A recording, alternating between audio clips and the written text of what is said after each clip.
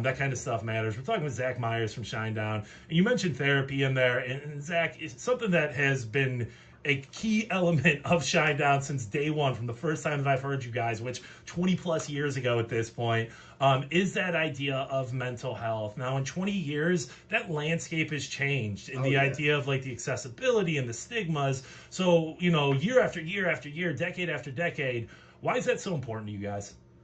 I think, I think for some people it was more okay to talk about it. It wasn't as taboo to talk about it. It's like that was like maybe like one of the only departments in the world where like men were almost a little oppressed. You know what I mean? Where it was like the first time ever where it was the men who were actually like, because for 20 years it was like, as a man, not 20 years, but in the last 20 years it's changed. But for hundreds of years you push that shit down and you die of a heart attack when you're 40. And you don't talk about your feelings. But it's like, man, for like now it's okay to realize as a man you can talk to people about it, and you can, and I think that's cool. I think that's like, it's become more accepted. I'm in therapy. I'll gladly tell people that I'm in therapy.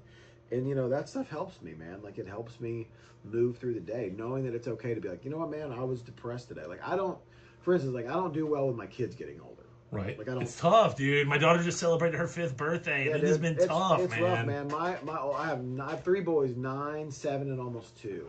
My 9-year-old's body has completely changed in the last year. Like, he was like this little bird-chested little kid. Sure. And now he's got like a chest on him and leg hair. And I'm like, dude, like, I don't like, again, it's like the thing with the meet and greets, right? Like, I was gone for like 2 weeks one time. I walked in Target with him and he grabbed my hand, and like his hand felt different than the 2 weeks before. And dude, I go in the bathroom and I cried for like 15 minutes. He's like, you okay? I was like, I'm just pooping. So yeah, the mental health thing, man, is like, it can mean anything. You can lose somebody and have a tough time about it. You can, not like your job. You can, go through a divorce. Your kids are getting older. Sure. And it's like, now that we live in a landscape where it's okay to say, hey man, I'm not okay right now. Like, that's important. And I think that when you write songs about that, maybe it even helps people more realize like it's all right to talk about. I think you guys as artists, not just you as Shinedown, I'm saying artists in general, are such a big part of how that gap has been bridged. You're right, because 20 years ago, 30 years ago, 40 years ago, the idea of a man talking about his feelings, talking about his struggles, talking about the things that he has anxiety over, it feels like it's a shortcoming. Names. Right. You 100% were called names. But the fact that people in spots like yours were willing to share and to be vulnerable and to be a part of that, it truly is, at least in my opinion, why that stigma has started to change and why the conversation is turning.